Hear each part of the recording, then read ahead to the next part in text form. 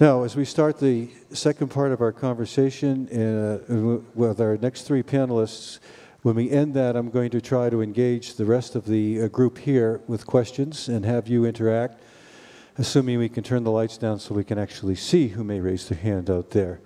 I would like, at this point, to start with Ms. Kyte, Ms. Rachel Kyte from the World Bank.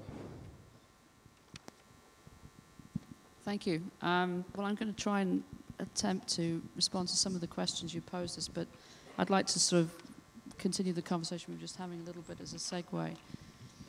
And I think that this question of who assumes the risk, especially around multi-purpose structures, becomes even more sort of complex and interesting at this moment in history.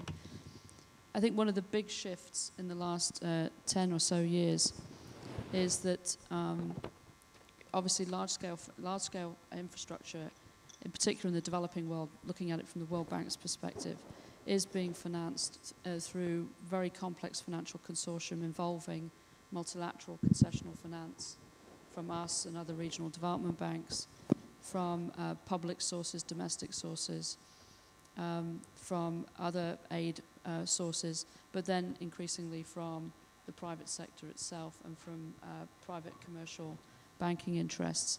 And one of the things that is different now than in the era of the World Commission on Dams, for example, or before, is that there has been a very strong alignment of the standards that all of those financiers seek. And so you don't have, you have less opportunity for bottom feeding. And the reason for the convergence of interest is the understanding of the financial implications of non-financial risk.